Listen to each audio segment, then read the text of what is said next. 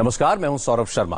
पूरे देश में कोरोना का ग्राफ तेजी से बढ़ रहा है। पिछले 24 घंटों में कोरोना के 2644 मामले सामने आए और ये एक दिन में नए मामलों का सबसे बड़ा आंकड़ा है।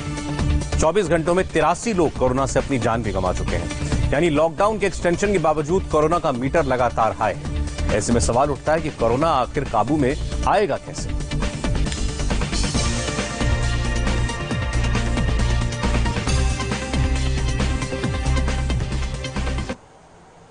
तो आप ये देखें, कुल मामले अब देश में लगभग 40,000 के आसपास हैं। 39,980 मामले हो चुके हैं, जबकि 1,301 लोगों की जान जा चुकी है।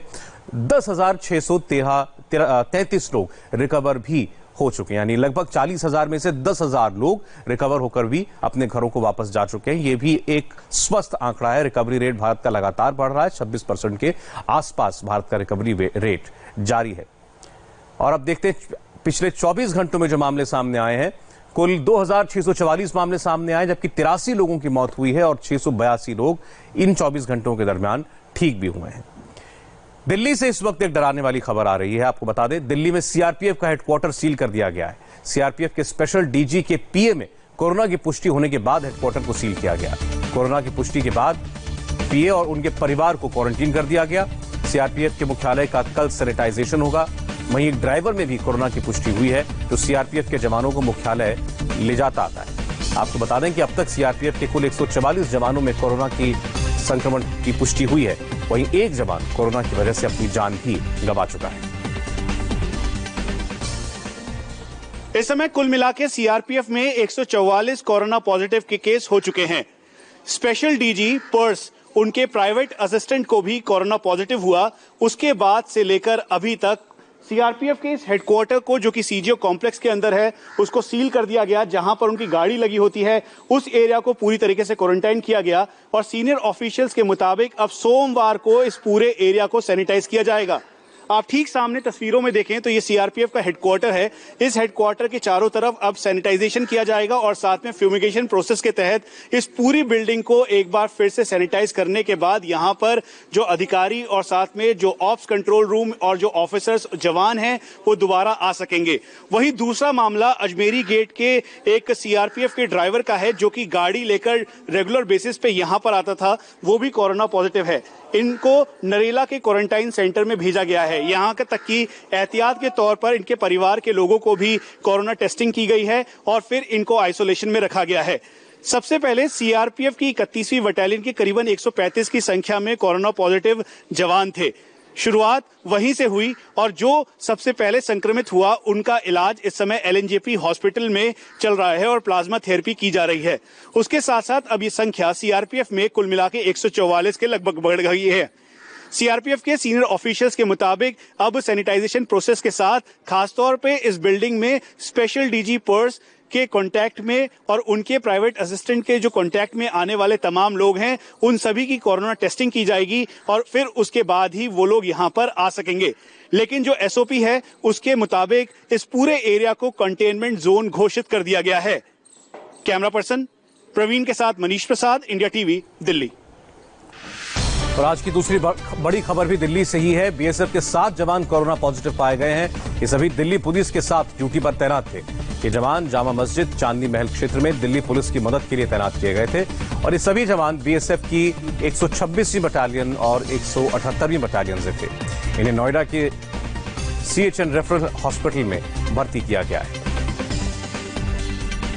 बॉर्डर सिक्योरिटी फोर्स के कुल मिला के 17 जवान इस समय कोरोना पॉजिटिव हैं। हम जामा मस्जिद इलाके में हैं। यहां पर 126 बटालियन और 178 बटालियन के 7 जवान, जो कि दिल्ली पुलिस के साथ बॉर्डर सिक्योरिटी फोर्स के कुल मिला के 17 जवान इस समय कोरोना पॉजिटिव हैं। हम जामा मस्जिद इलाके में हैं। यहां पर 126 बटालियन और 178 बटालियन के 7 जवान, जो कि दिल्ली पुलिस के साथ ड्यूटी पर थे, वो कोरोना पॉजिटिव हैं। इसीलिए उनको क्वारंटाइन कर दिया गया। ये ठीक पीछे उनका मेन सेंटर है जहां पर कंपनियां रुकी हुई थी और फिर उसके बाद जैसे ही ये जवान कोरोना पॉजिटिव हुए, पूरी कंपनी को आइसोलेट और क्वारंटाइन कर दिया गया है। ये बताना जरूरी है कि इस पूरे इलाके में चांदनी महल का इलाका, जहां पर 9 पुलिसकर्मी कोरोना पॉजिटिव थे, उसके बाद उनकी जांच करवाई गई और जांच करवाने के बाद 3 वापस आ गए, लेकिन ये बॉर्डर सिक्योरिटी फोर्स के जवान उन्हीं लोगों के साथ एक साथ ड्यूटी कर रहे थे। उसके अलावा 5 वो थे जो कि आरके पुरम के हॉस्पिटल में एडमिट थे और उसके साथ साथ 2 इसमें कैंसर पेशेंट थे और कुल मिला के ये संख्या 17 पहुंचती है। और त्रिपुरा में भी 2 बॉर्डर सिक्योरिटी फोर्स के जवान कोरोना पॉजिटिव हैं। इन सबको देखते हुए हिदायत दी गई है, जो एडजॉइनिंग जो यूनिट्स हैं, साथ में कंपनीज हैं जो अलग अलग टाइम पर यहां ड्यूटी के लिए आई थी, उन सभी को एहतियात बरतने के लिए कहा गया है। इसीलिए आज बॉर्डर सिक्योरिटी फोर्स के जवान जो कि चांदनी महल और साथ में जामा मस्जिद के इलाके में थे, उनको एहतियात बरतने के लिए कहा गया है। कुछ का इलाज इस समय LNJP हॉस्पिटल में चल रहा है, जहां पर जब वो कैंसर का इलाज करवाने गए थे तो उस दौरान उनको कोरोना पॉजिटिव हुआ। और ये सब देखते हुए इसकी मॉनिटरिंग 24/7 जहां बॉर्डर सिक्योरिटी फोर्स का हेडक्वार्टर कर रहा है, तो उसके अलावा जो यूनिट कमांडर है उनको भी ये कहा जा रहा है कि वो प्रॉपरली अपने जवानों का टेस्ट करवाएं। कैमरा पर्सन प्रवीण के साथ मनीष प्रसाद, इंडिया टीवी, दिल्ली।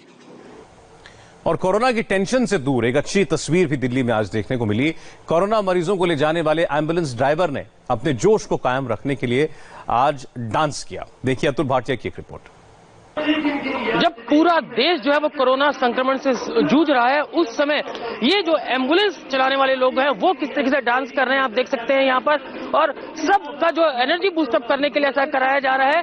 ये शहीद भगत सिंह सेवा दल है जो कि फ्री एम्बुलेंस पूरे दिल्ली शहर में चलाते हैं। और अब तक कोविड-19 में 23 डेड बॉडी ऐसी जिनको कोविड के कारण, जो कोरोना के कारण उनकी मौत हो गई थी, वो डेड बॉडी जो है ये शहीद भगत सिंह सेवा दल जो है वो उठा रहा है। बॉडीज को हॉस्पिटल से उठाता है, उसके बाद शमशान घाट या कब्रिस्तान लेकर जाता है और वहां पर उनका अंतिम संस्कार कराता है। तो जो ड्राइवर्स हैं, इन जो ये एम्बुलेंस, इनके ड्राइवर जो है वो किसी तरीके से मेंटली अपसेट ना हो, उनकी एनर्जी बूस्टअप करने के लिए इस तरीके का डांस जो है वो यहाँ पे कराया जा रहा है। और आप देख सकते हैं जितेंद्र सिंह शंटी हैं जो कि शहीद भगत सिंह सेवा दल के जो चीफ हैं, वो यहाँ पर खुद डांस कर रहे हैं। और बाकी जितने भी एम्बुलेंस के जो ड्राइवर है वो यहाँ पर डांस कर रहे हैं किसी तरीके से। जो जिस तरीके से बॉडीज ये लोग उठा रहे हैं, अब तक 23 बॉडीज जो है वो दिल्ली शहर के अंदर ये ऐसी उठा चुके हैं जिनकी मौत जो है वो कोरोना संक्रमण से हुई थी। और उन बॉडीज को हॉस्पिटल से जो है वो कब्रिस्तान तक ले जाने की जिम्मा जो है वो इन एम्बुलेंस का है। जो जितेंद्र सिंह शंटी है वो पहले भी इस तरीके से पूरी दिल्ली शहर के अंदर फ्री एम्बुलेंस जो है वो चलाते हैं, लेकिन अब जब कोरोना संक्रमण जो है वो चारों तरफ फैला हुआ है, उस दौरान जब एम्बुलेंस जो है वो नहीं मिलती है, तब ये शहीद भगत सिंह सेवा दल जो है वो जो बॉडीज ऐसी उठा रहा है हॉस्पिटल से और उनको कब्रिस्तान या शमशान घाट तक पहुंचा रहा है। तो अभी यहाँ पर जितने भी जो ड्राइवर्स हैं उनको बूस्टअप करने की कोशिश की जा रही है ताकि उनके तनाव किसी तरीके के ना रहे। बॉडीज जिस तरीके से वो उठा रहे हैं हॉस्पिटल से, उनको अस्पताल से जो है वो कब्रिस्तान तक लेकर जा रहे हैं, तो उनका एनर्जी बूस्टअप करने के लिए किस तरह का तनाव ना हो, इसलिए ये डांस जो है वो यहाँ पर ये एम्बुलेंस के ड्राइवर कर रहे हैं। तो पूरे तरीके से एक अलग नजारा है ये, जिस तरीके से ये एम्बुलेंस के ड्राइवर जो है वो यहाँ पर डांस कर रहे हैं और कहीं ना कहीं ये संदेश दे रहे हैं कि जो कोरोना वायरस संक्रमण है उसमें किस तरीके से ये लोग जो है जूझ रहे हैं और किस तरीके से मानवता की सेवा कर रहे हैं। सर, किस तरीके से आप लोग काम करें उसके बारे में पूरा बताइए। शहीद भगत सिंह सेवा दल 25 साल से जिस काम को रूटीन में कर रहा था, जैसे पेशेंट को हॉस्पिटल ले जाना और हॉस्पिटल से डेथ होने पे घर लाना और घर से फिर शमशान घाट ले जाना या मॉर्चरी से घर लेके आना, लेकिन जैसे ही ये कोविड का समय आया, बहुत बुरा कोरोना का जो समय आया जिसमें बच्चे भी अपनी पिताजी की बॉडी को हाथ नहीं लगा सकते हैं, हमें जब ईस्ट, नॉर्थ ईस्ट और शारदा डिस्ट्रिक्ट के डीएम साहब ने ये रिक्वेस्ट करी कि हमारे क्षेत्र में डेड बॉडी ले जाने के लिए गाड़ी नहीं है, मुझे भी बहुत लोगों ने रोका कि शंटी जी बहुत छूत की बीमारी है, जान भी जा सकती है, आपके ड्राइवर, आपके जितने वॉलंटियर्स हैं ये दिन रात लगे हैं। मैंने कहा जी अगर 25 साल सेवा करी हमने देश की शहीद भगत सिंह सेवा दल के माध्यम से, और आज एक ऐसा भयानक समय आया है देश के अंदर और आज हम सेवा नहीं करते हैं तो हमारा इस देश के ऊपर हमारे ऊपर बड़ा कर्ज रहेगा इस देश का। तो हमने 21 मार्च से सेवा शुरू करी थी जी। आइसोलेशन सेंटर मंदरौली से भी अगर कोई डेथ होती है या पेशेंट है उसको हॉस्पिटल में छोड़ना, जीटीबी हॉस्पिटल की जितनी बॉडी हैं कोरोना की, उनको उनके डेस्टिनेशन पे, चाहे कब्रिस्तान है चाहे शमशान घाट है, उसको पहुंचाना या उनके घर पहुंचाना। और अगर घर से किसी कोरोना के पेशेंट को लाना है तब भी शहीद भगत सिंह सेवा दल के ये जो आप देख रहे हैं बिल्कुल योद्धा, ये घर घर जाके सेवा को कर रहे हैं। तो ये भी एक जज्बा है लोगों का, सेवा भी कर रहे हैं लेकिन सेवा उत्साह के साथ कर रहे हैं। आइए अब जरा बात कर लेते हैं देश में जो बड़े हॉटस्पॉट राज्य हैं वहां की। पहले महाराष्ट्र की बात करते हैं, जहां पर कुल कोरोना पॉजिटिव का आंकड़ा 12,296 हो चुका है, जबकि इस बीमारी से अब तक 521 लोग अपनी जान गंवा चुके हैं। और महाराष्ट्र में पिछले 24 घंटों में 790 नए केस सामने आए हैं, 36 लोगों की जान गई है, जो कि एक दिन में सबसे ज्यादा मौतों का आंकड़ा है। मुंबई में पिछले 24 घंटों में 547 नए केस सामने आए और 27 लोगों की जान गई।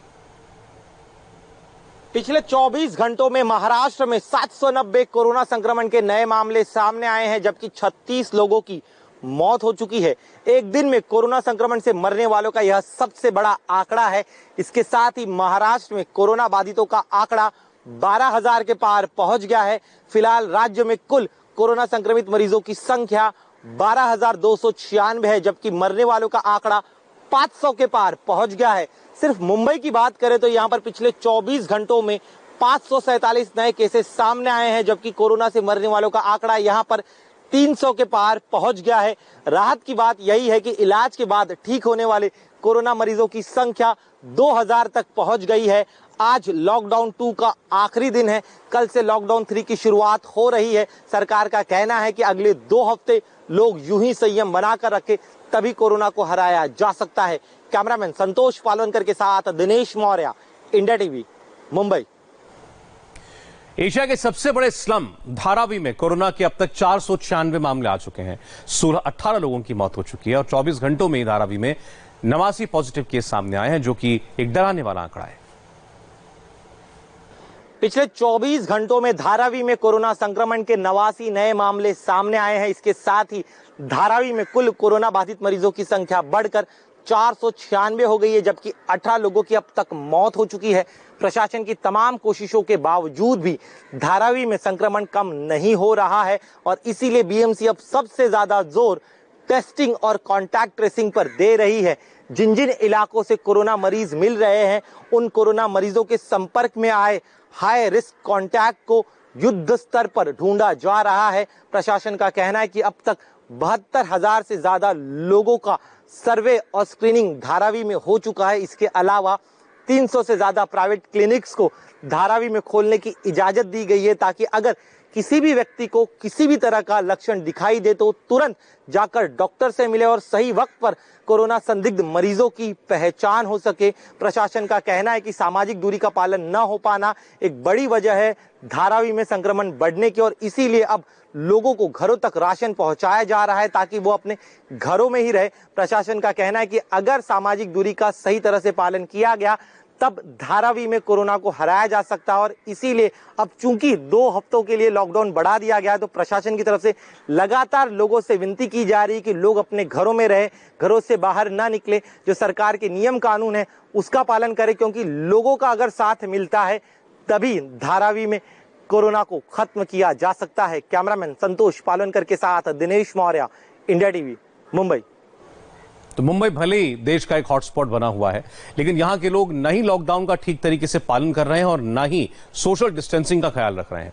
मुंबई के साकीनाका में एक प्राइवेट मेडिकल सर्टिफिकेट क्लिनिक में अचानक लोगों की भीड़ उमड़ गई और वापस घर जाने के लिए इनसे मेडिकल सर्टिफिकेट की मांग की जा रही है। लिहाजा हजारों की संख्या में लोगों की भीड़ यहां पर जुट गई। मुंबई के साकीनाका इलाके में मैं मौजूद हूं और यहां की तस्वीर आपको दिखाता हूं कि किस तरह से यहां पर सोशल डिस्टेंसिंग का उल्लंघन किया जा रहा है। 2 तस्वीरें हैं। सबसे पहले आप देखिए यहां पर इस इलाके की तस्वीर। तमाम लोग जो हैं वो आपको यहां सड़क पर खड़े नजर आएंगे। अनायास सड़क पर भीड़ लगी हुई है लोगों की भारी संख्या में, और जबकि लॉकडाउन है, लोगों का इस तरह से घरों से निकलने के लिए मनाही है कि लोग भीड़ ना इकट्ठा करें, सड़क पर ना आए, लॉकडाउन का उल्लंघन ना करें। यहाँ पर कई लोग आपको ऐसे दिखेंगे जिन्होंने मास्क तक नहीं लगाया है, और देखिए सड़क पर किस तरह से लोगों की भारी भीड़ है। सामने से आपको लोगों की आती हुई कतार दिख जाएगी। सामने से जो भीड़ आ रही है उसको देखकर आप अंदाजा लगा सकते हैं कि यहाँ पर किस तरह से लोग बड़ी संख्या में निकल रहे हैं। वहीं दूसरी तरफ एक और तस्वीर आपको दिखाता हूँ। ये वो तस्वीर है जो लोग अपने गाँव जाना चाहते हैं, उन लोगों के लिए जिनको फॉर्म मिल गया है, वहाँ उन लोगों को अब मेडिकल सर्टिफिकेट दिया जा रहा है। उस सर्टिफिकेट को हासिल करने के लिए डॉक्टर के क्लिनिक के बाहर कि कितनी लंबी कतार लगी हुई है। मुंबई के साकिनाका इलाके की ये तस्वीर है, हैरान कर देने वाली तस्वीर है।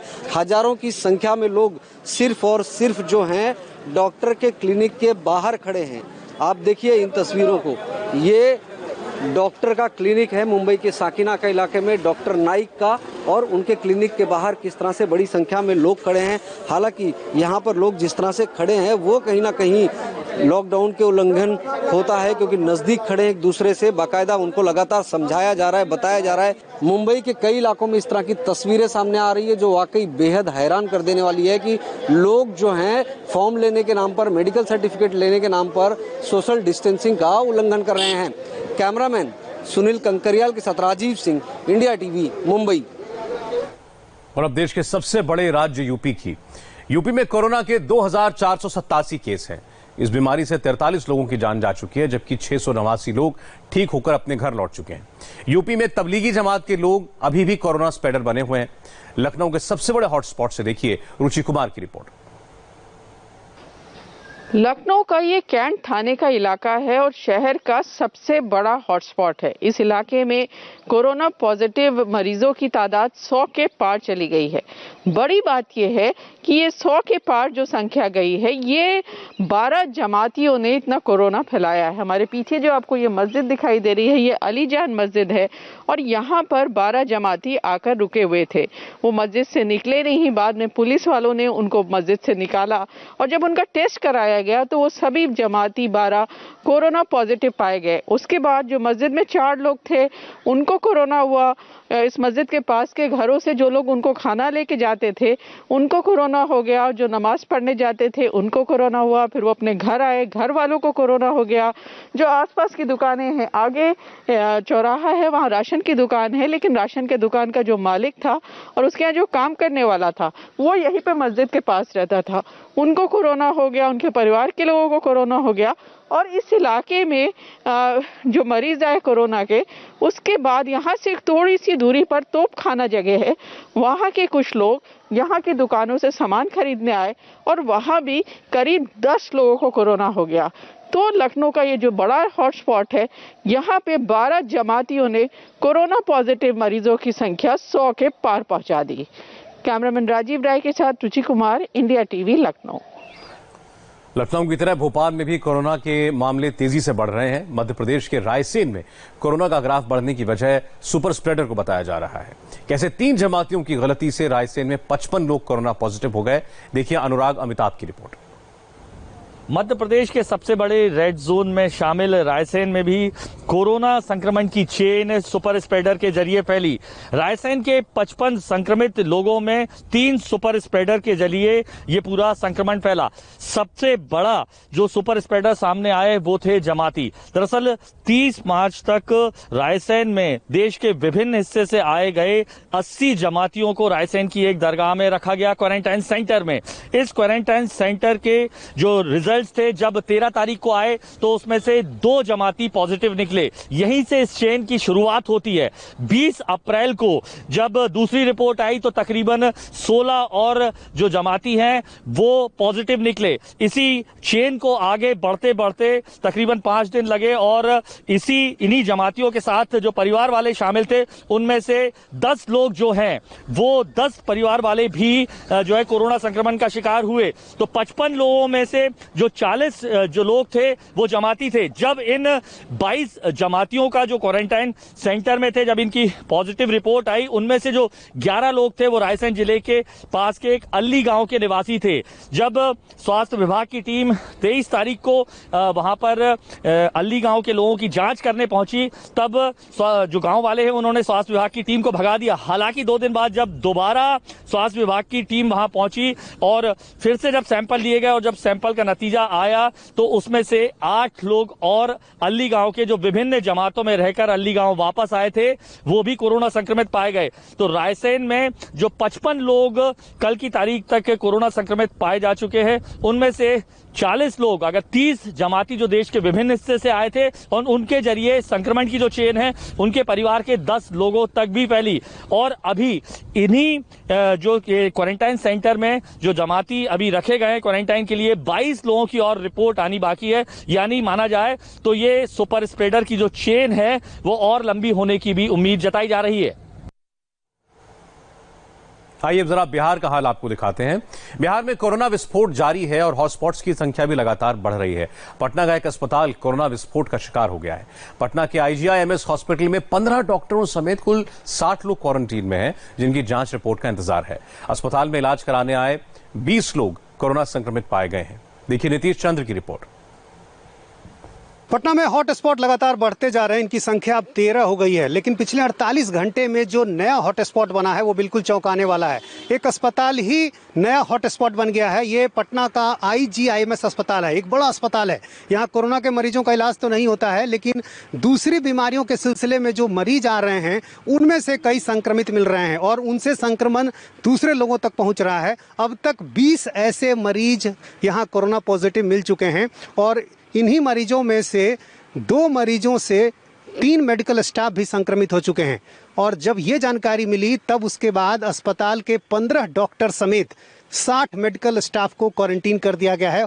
और आप देखें उसके बाद अस्पताल में किस तरह से सन्नाटा पसरा है।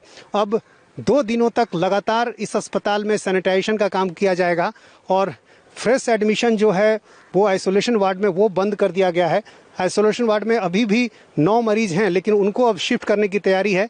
और ये वो मरीज हैं जो यहाँ दूसरी बीमारियों के इलाज के सिलसिले में आए थे, लेकिन वो यहाँ संक्रमित मिले हैं। और यदि पूरे बिहार की बात करें तो बिहार में भी लगातार संक्रमण बढ़ रहा है। 450 से अधिक का आंकड़ा पहुँच गया है।